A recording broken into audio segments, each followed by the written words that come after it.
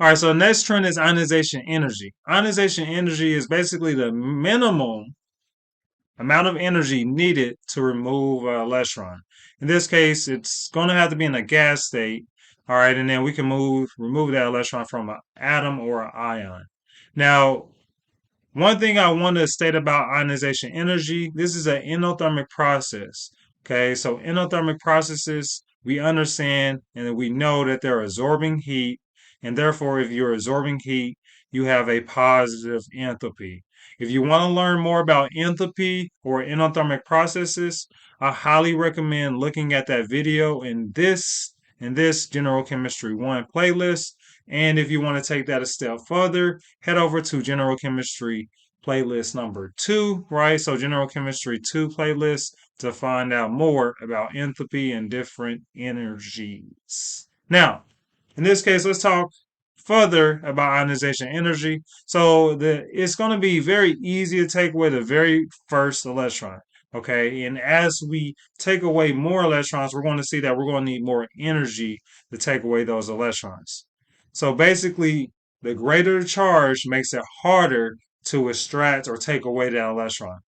So when we're talking about trends, right? If we look at our first ionization energy, so that's taking away that one electron, it will decrease as you go down a column, right, in our periodic table. Now, the reason why it's going to be decreasing with our ionization energy trend is because basically, right, if we go down our periodic tables for all cases, what's happening, right? Well, we understand that, well, now we got more electrons in these elements down here. You got more electrons, that means that we got more, right, orbitals. Okay, so therefore, when we're talking about decreasing, that means that it's easier to take away those electrons. Why is it easier to take away electrons uh, comparing barium to like beryllium?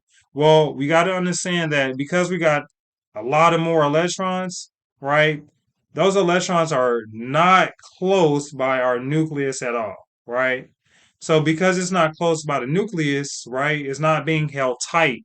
And if it's not being held tight, well, it's just easy to take away that one electron, right, compared to something that is right very close, right? For instance, beryllium. Okay. So that's going down a column. Another trend to pay attention to, well, the ionization energy will increase towards the right of your periodic table. So if you go towards the right, right, it's going to increase in the ionization energy. So that means that it's going to be harder to take away these electrons on the right side of our periodic table. Now, why is that the case? Well, that goes back to effective nuclear charge, right? If you forgot that, rewatch the video, of course, and then look at effective nuclear charge. But basically, right, that effective nuclear charge, we're getting a greater separation, right? So we're adding more protons as we go towards the right. So it's creating this bigger charge, as well as because of that, that means that our electrons are going to be held more tightly to that nucleus there. So it's going to be very, very hard to take away that nucleus. So we can see this on the very right with our noble gases, right? If we look at this table, this really shows a good example. So in this case, with ionization energy, we're going to notice that all my alkali metals, they all got low ionization energies. Well, it makes sense, right? Because it's easier to take away that one electron, right, for them. Because we understand, well, they want to give away that one electron anyway. So this makes sense for our ionization energy to be so small. Now, if we look at noble gases, we're going to see that they have the highest energies when we're looking at our periods across, right? So we look at like lithium in the same period as neon. Neon, in this case, has the highest ionization energy.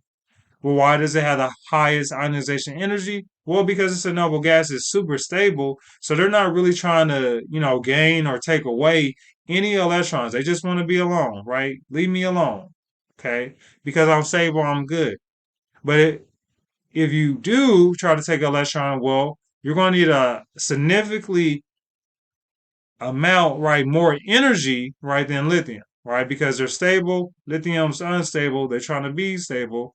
So it's a lot easier to take away that electron compared to neon, which is good. Do not take away my electron. Couple exceptions to the ionization energy trends. If we look here, 1s electrons shield the 2p orbital more than they shield the 2s orbital. Okay, so that because of that, that's going to impact a couple of different trends, as well as ionization energy actually decreases from column 2 to 3. All right, so in this case, um, these are a couple exceptions to the ionization trends that you guys should know. Just in case, like if you're looking at trend, well, it doesn't match in that regards. Here are the two exceptions for the most part. Nitrogen ionization energy is greater than oxygen's ionization energy, right? Once again, another exception to the rule.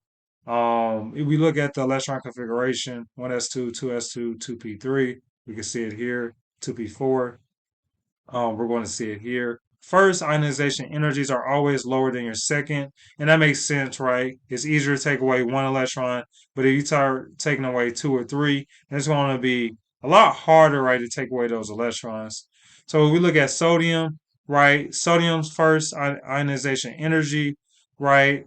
We understand that it wants to lose that electron being an alkali metal, so super easy to take away that electron. But from here, right, once it gets stable, oh no, you can't. It's going to be a lot more energy to take away those second and third electrons here. And even if we look at magnesium, we understand is alkaline earth metal. It wants to lose those two electrons. So the first ionization energy, very low. The second one is still pretty low, right? But we understand magnesium wants to give away two electrons. But once it gets to that third ionization energy, if you're trying to take away three, then we're going to notice a significant increase in the amount of energy needed. And that's because, right, well, we're trying to, once you start taking away core electrons, you need a significantly amount of energy to take away core electrons, which we have our little table over here. You guys want to look through those. So another trend we're going to talk about is electron affinity. Electron affinity is basically energy is released when a neutral atom gains an electron. All right, in this case, we're talking about a gas state. So basically, right, when you're gaining these electrons, you're becoming more negative. So basically, as we go from the left to the right, because we understand the negative sides are on the right side of the periodic table. And this process is actually an exothermic process. Once again, exothermic process is the release of energy. Okay, so you're going to have a negative enthalpy. If you want to learn more about enthalpy, once again, I highly suggest going to the General Chemistry 1 playlist and looking at our enthalpy videos. Looking at those videos, you know what I'm saying, get some more knowledge. Now, so the more energy that is released, the larger the electron affinity. So basically, if you got a high negative number, you're going to have a large electron affinity. Okay, that's the trend you guys want to pay attention to there. Electron affinity is actually going to decrease as you go down a group, and we can see this in most of the cases. Basically, if you're adding an electron, it's going to, of course, be farther away from the nucleus. So there's not as much interaction between that new electron that you just gained and your nucleus there, right? And then a couple of different things with electron affinity. Group 5A, we look at group 5A, it's generally going to be lower electron affinity than expected, and that's because of extra electron must have a pair in this case for that group 5A. All right, so that's a little weird one right there. And then group 2A and then group 8A are generally going to be lower electron affinities because of the added electron that goes in the higher energy levels or those sublevels, right? So once again, those are 2A and 8As. Okay, but we could basically see the trend from here. The main trend, once again, the larger the negative number, the larger the electron affinity. Okay, and we can see this basically going towards the right of our periodic table because we understand we're going to get those anions on this side. But then we also see the noble gases; they're all zero in this case because we understand they don't want to gain no electrons, right? They're trying to be stable. All right, so we have metallic character. Metallic character is basically how closely an element's properties are to that of a metal. Now, a couple of characteristics I want to talk about with you guys are malleable and ductile. These are usually characteristics of metals. Malleable is basically the metal is able to be hammered or pressed permanently out of shape without breaking or cracking. Okay, so basically you can hammer a metal out, and it's not really going to change or impact it.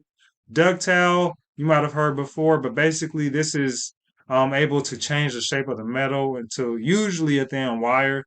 So yeah, usually these are the characteristics for metals. We also understand that metals are going to be better conductors, as well as they're easier to ionize, as we mentioned earlier, with that ionization energy property. Metallic character decreases from left to right. Okay, so basically, we understand on our left side of our periodic table, that's where we really got all of our metals. Right side are non-metals. So it makes sense as we go from left to right, it's going to decrease. Metallic character will actually increase if you go down the column here. So if you go down, metallic character will increase.